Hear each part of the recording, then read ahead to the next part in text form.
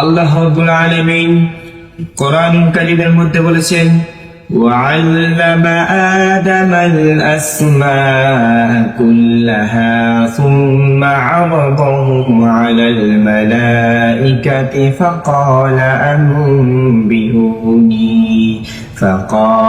أنبئوني بأسماء هؤلاء إن كنتم صادقين আমরা জানি সকলেই ইলমে দ্বীন শিক্ষা করা প্রত্যেক নর-নারী ঈমানদারের উপর ফরজ করা হয়েছে।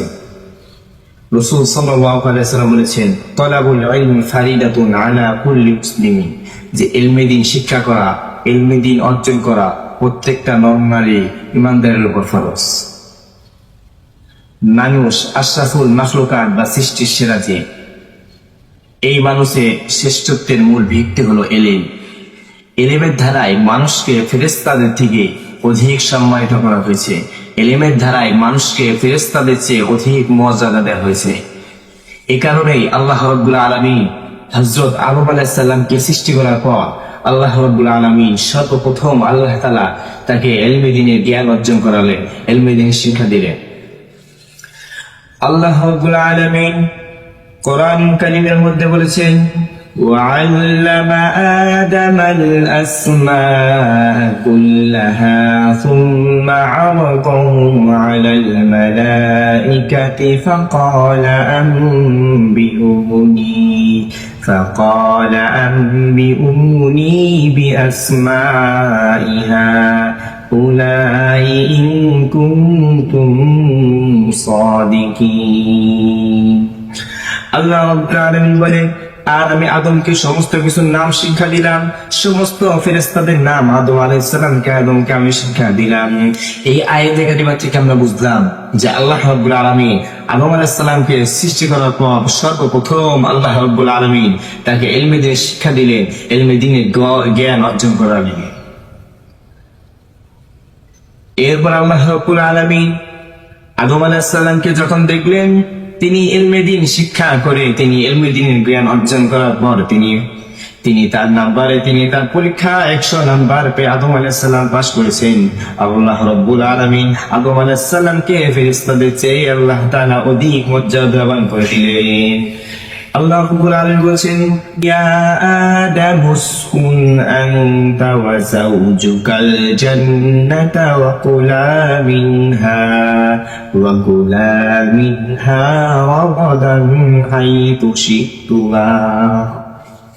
আল্লাহ রাব্বুল আলামিন বলেছেন, আদমকে আমি যখন দেখলাম তার ইলমে দ্বীন শিক্ষা করার পর তিনি তার পরীক্ষায় 100 নাম্বার পেয়ে আদম যখন পাস করেছে, আমি আদমকে তার মর্যাদাকে আমি বাড়িয়ে দিলাম। ইয়া আদম উসকুন আনতা ওয়া যাওজুকাল জান্নাতা ওয়া কুলা মিনহা রাগাদান হাইতু শি'তুমা। আদম, তুমি এবং তোমার স্ত্রী তোমরা জান্নাতে বসবাস করতে থাকো, ওয়া কুলা মিনহা রাগাদান হাইতু শি'তুমা, আর সেখান থেকে তোমাদের যা ইচ্ছা মন চায় তোমরা তা পানাহার করো এবং সারাটা জীবন তোমরা জান্নাতের মধ্যে বসবাস করতে থাকো। তো এই আয়াতে কারিমা থেকে আমরা বুঝলাম যে ইলমে দ্বীনের শিক্ষা করার দ্বারা কতটা গুরুত্ব, কতটা ফজিলত এবং কতটা মর্যাদা। এই ইলমে দ্বীনের শিক্ষা যে অর্জন করবে, আল্লাহ তাআলা তার মর্যাদাকে বাড়িয়ে দিবে, আল্লাহ তাআলা তার সম্মানকে বাড়িয়ে দিবে। একজন আলেম যত ইলমে দ্বীনের শিক্ষা জ্ঞান অর্জন করবে, আল্লাহ রাব্বুল আলামিন তার মর্যাদাকে আল্লাহ তাআলা বাড়িয়ে দিবে। আর যার মধ্যে ইলমে দ্বীনের জ্ঞান থাকবে না, সে সারাটা জীবন সে অজ্ঞতা থেকে যাবে, মূর্খই থেকে যাবে। আলেমদের যখন বয়স হয়, আলেমরা যখন বয়সে উপনীত হয়, তখন তাদের সম্মান আরো বেড়ে যায়। ইলমে দ্বীনের মাধ্যমে আপনি বেশি সম্মানিত হবেন। ইলমে দ্বীনের শিক্ষা অর্জন করলে আপনি বেশি আল্লাহ তাআলাকে ভয় করতে পারবেন।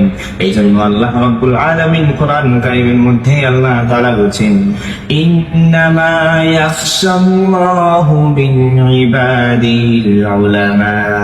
আল্লাহ রাব্বুল আলামিন বলেছেন, আসমানের নিচে জমিনের উপরে আমি আল্লাহকে সর্বোচ্চ ভয় করে হলো উলামায়ে কেরামগণ।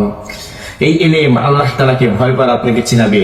এই ইলম আপনাকে চিনাবে কিভাবে আপনি হালাল টাকা উপার্জন করবেন, কিভাবে আপনি হারাম থেকে বেঁচে যাবেন, কিভাবে আপনি দান সদকা করবেন, কিভাবে নামাজ পড়বেন, কিভাবে রোজা রাখবেন। এই ইলমে দ্বীন আপনাকে সব কিছু শিক্ষা দেবে। এই জন্য আমাদের প্রত্যেকটা মানুষের উপর ইলমে দ্বীন শিক্ষা অর্জন করা ফরজ। আমরা শুধু মনে করি আমাদের সন্তানদেরকে আমরা ইলমে দ্বীন শিক্ষা করব, আমাদের দুনিয়া আখিরাতের আমাদের প্রয়োজন নাই। আমার সন্তান হাফেজ হয়ে, আমার সন্তান আলেম হয়ে তারা আমাদেরকে সুপারিশ করে তারা জান্নাতে নিয়ে যাবে। ও মিয়া, এই চিন্তা যদি করো তাহলে আমাদের হবে না। আমাদেরকেও আল্লাহ তাআলা বলছেন ইলমে দ্বীনের শিক্ষা অর্জন করার জন্য। কারণ আল্লাহ রাব্বুল আলামিন গোটা পৃথিবীর মানুষদেরকে, আল্লাহ রাব্বুল আলামিন পৃথিবী আমাদের সবাইকে আল্লাহ তাআলা বানিয়েছেন তার ইবাদত করার জন্য। আল্লাহ রাব্বুল আলামিন কোরআনুল কারীমে সূরাতুজ জারিয়াতের 56 নম্বর আয়াতে কারিমার মধ্যে আল্লাহ তাআলা বলছেন, ওয়া মা খালাকাতুল জিন্না ওয়াল ইনসা ইল্লা লিয়াবুদুন।